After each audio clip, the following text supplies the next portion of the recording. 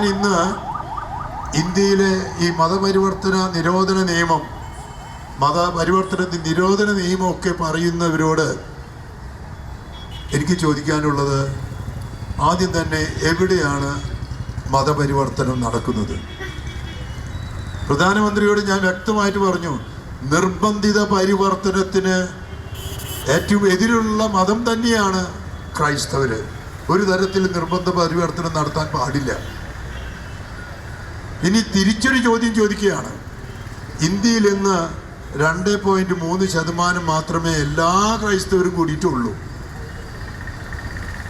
അപ്പോൾ 97%-ലധികം ക്രൈസ്തവരല്ല ഇന്ത്യയിൽ. 2000 വർഷത്തെ പാരമ്പര്യമുള്ള ക്രൈസ്തവ ഈ രാജ്യത്ത്, ഈ ഇന്ത്യൻ രാജ്യത്ത് നിർബന്ധിത പരിവർത്തനമായിരുന്നു എങ്കിൽ ഈ 2-3% ചുരുങ്ങുമോ? 2.7% കുറച്ച് വർഷങ്ങൾക്ക് മുമ്പ് ഇന്ത്യയിലുണ്ടായിരുന്നു. അതിപ്പോൾ 2.3% ചുരുങ്ങി. നിർബന്ധിത പരിവർത്തനമായിരുന്നു എങ്കിൽ ക്രൈസ്തവർ ഇന്ന് എത്ര ശതമാനമാകും? 2000 കൊല്ലത്തെ പാരമ്പര്യം. ഇവിടെ ബുദ്ധമതവും ജൈനമതവും ദ്രാവിഡ മതങ്ങളും സിഖ് മതവും ഒക്കെ ഇന്ത്യയിൽ തന്നെ തുടങ്ങിയതാണ്.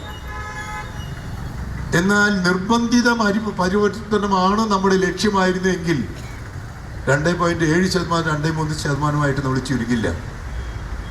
ഇന്ന് ഇന്ത്യയിലെ വിവിധ സംസ്ഥാനങ്ങളിൽ ക്രൈസ്തവമതം പടർന്ന് വികസിക്കുമായിരുന്നു. കല്യാണിൽ ആദ്യത്തെ നൂറ്റാണ്ടുകളുണ്ടായിരുന്നു. മാർത്തോമാ ക്രൈസ്തവരുടെ പാരമ്പര്യത്തിൽ മിഷണറിമാർ ചൈന വരെ ഇന്ത്യയിൽ നിന്ന് പോയിട്ടുണ്ട്. ചരിത്രം പഠിക്കണം. അപ്പോൾ വിദേശമതം എന്ന് മുദ്രകുത്തി ഇന്ത്യയെ ഇങ്ങനെ ക്രൈസ്തവരെ ഇങ്ങനെ കുറ്റപ്പെടുത്തുന്നത് എന്തിന്? രണ്ടാമതൊന്ന് പറയുന്നത്, ഇന്ത്യയിൽ ഇപ്പോൾ ഇഷ്ടംപോലെ ഇന്ത്യ ഒരു മതരാഷ്ട്രമാണ്, അത് ഹിന്ദു രാഷ്ട്രമാണ് എന്നുള്ളതാണ്.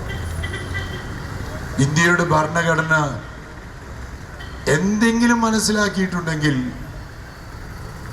ഈ പ്രസ്താവന 100% തെറ്റാണ്. നമുക്കറിയാം, ഇന്ത്യൻ ഭരണഘടന ലോകത്തിലെ തന്നെ ഏറ്റവും നല്ല ഭരണഘടനകളിലൊന്നാണ്.